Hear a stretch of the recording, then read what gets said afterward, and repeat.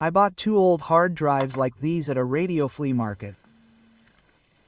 They have very low capacity. One is 20 gigabytes, smaller than a flash drive, the other is 40 gigabytes.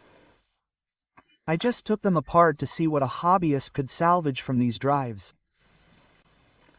I paid about $1.50 for this pair of drives, like they were computer parts.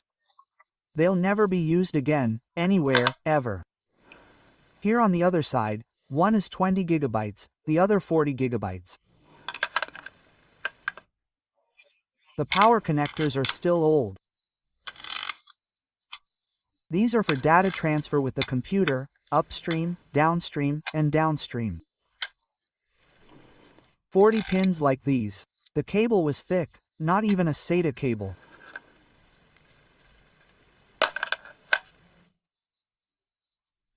I remember back in the 2000s, these 20 gigabytes drives cost about $120. It's funny and hard to believe now, but that's how it was. Let's see what valuable stuff we can salvage from here. 4 screws on the board. I unscrewed the last screw.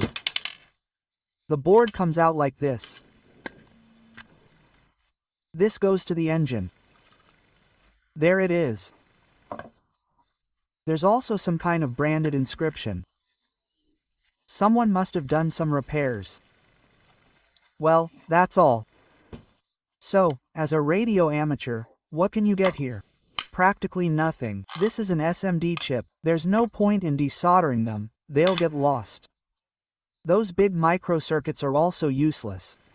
The connectors are also useless. Well, we can inspect the engine.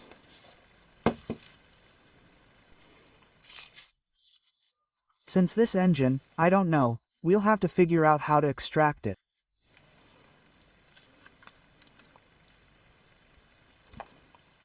I don't understand it yet.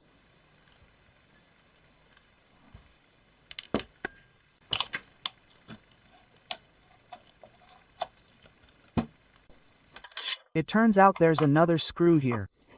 I repaired them once, I've already forgotten, but it was a long time ago. And here it is, holding it in place. Okay, now it should hold everything. It seems, it's not holding anything in place. Or are there more here? Well, yes.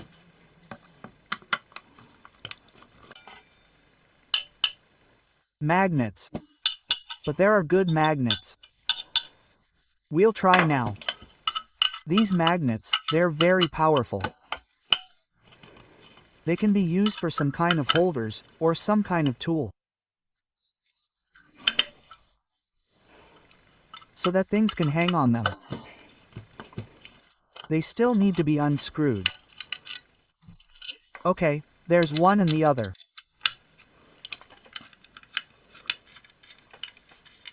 That's the most valuable thing. It turns out it's a magnet, and that's it. You can also open this motor and take a look. Maybe you can use it somewhere. There are fine threads here. It's hard to unscrew.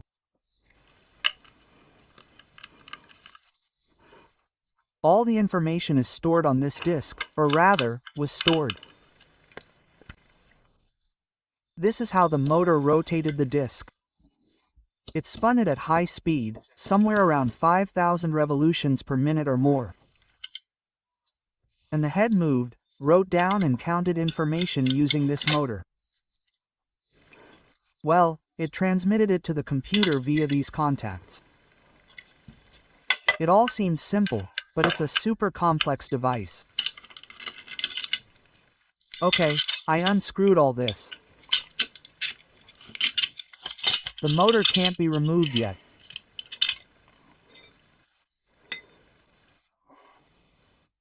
There are 40 gigabytes of information on this disk, which will go to the trash along with the information.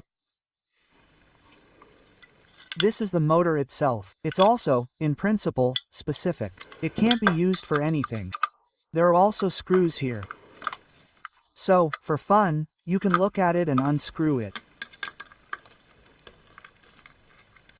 A screw, unscrewed. This is how the motor is removed. This is how it rotates. How many contacts are there? 1, 2, 3 contacts. This mini, super fast. Comma. High-speed motor is supposed to run continuously without fail. 24 hours a day in some computers.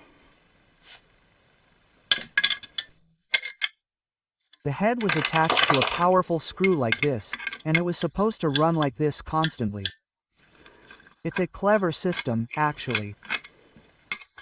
Well, it transmitted information via contact. Basically, it's pointless too. Well, for fun.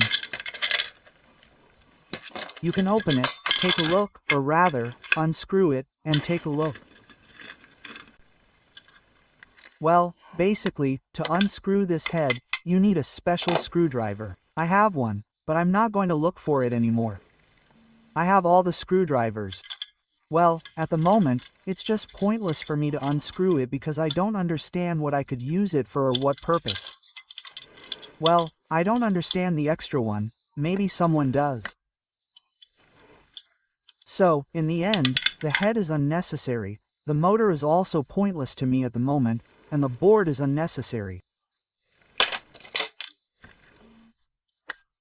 It's silly to desolder these small components, because I have all the capacitors, SMD chips, microcircuits, transistors, and resistors in special kits. Magnets. Yes, magnets can be used. Magnets are good here. So, in principle, you can attach the components like this, and there's a hole here, and install them. And well, this one doesn't hold well, but some usually hold well. It's a special magnet, it should work well. This one is probably really old. We'll rip it in half, but this hard drive case holds the screwdriver. It's heavy and stable. Now I'll unscrew it. It stands well. It's not bad weight. So, I'm thinking of using it as a stand for soldering irons. That is, if you have holders like these, you can use them. Even here you won't need to drill a hole or cut a thread. And then you'll have a stand like this for a soldering iron. What else can you do? You can make it as a stand for some kind of homemade mini microscope. Well, it could be used as a stand for some kind of mini drilling machine. Well, a drill for PCBs, say, or something. I even have a simple motor on my channel.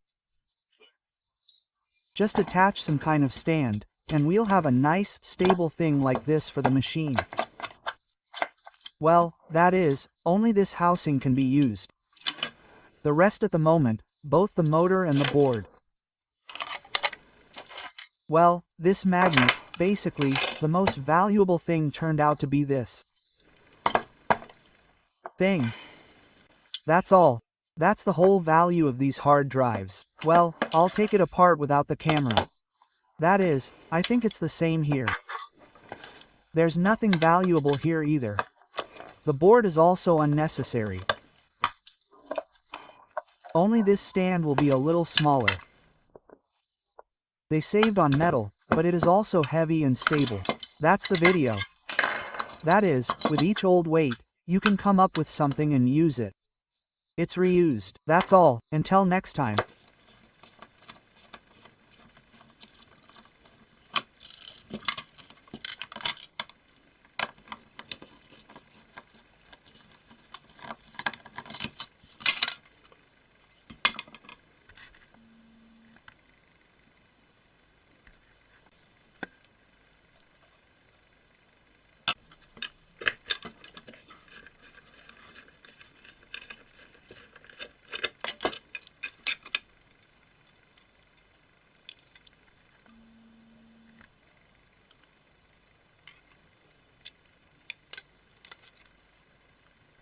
M.